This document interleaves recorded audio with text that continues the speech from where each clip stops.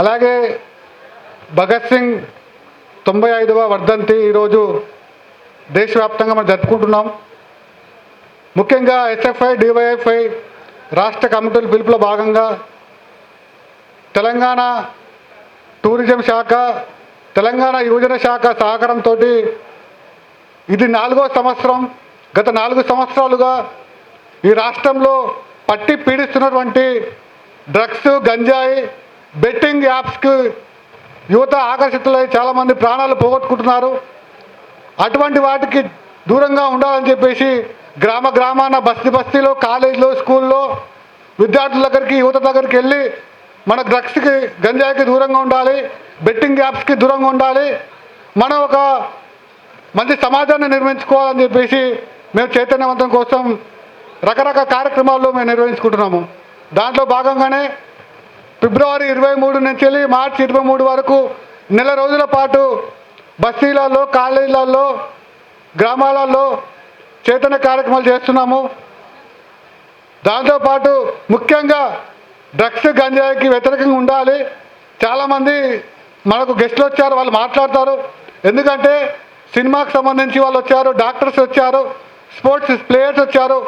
వాళ్ళ స్థాయిలో అక్కడ డ్రగ్స్, అలాగే గంజాయి, బెట్టింగ్స్ ఎలాంటి ఇబ్బందులు వస్తున్నాయని చెప్పేసి వాళ్ళు మాట్లాడతారు. ముందుగా అలాగే భగత్ సింగ్ 95వ వర్ధంతి ఈరోజు దేశవ్యాప్తంగా మనం జరుపుకుంటున్నాం.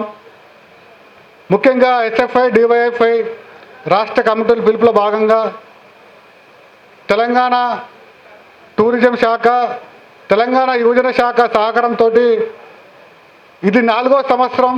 గత 4 సంవత్సరాలుగా ఈ రాష్ట్రంలో పట్టి పీడిస్తున్నటువంటి డ్రగ్స్, గంజాయి, బెట్టింగ్ యాప్స్కి యువత ఆకర్షితులై చాలామంది ప్రాణాలు పోగొట్టుకుంటున్నారు.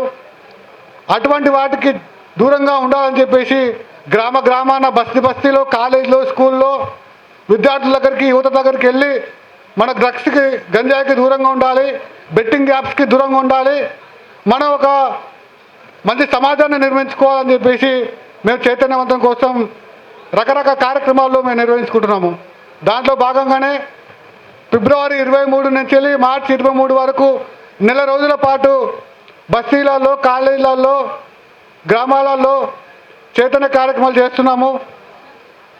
దాంతోపాటు ముఖ్యంగా డ్రగ్స్, గంజాయికి వ్యతిరేకంగా ఉండాలి.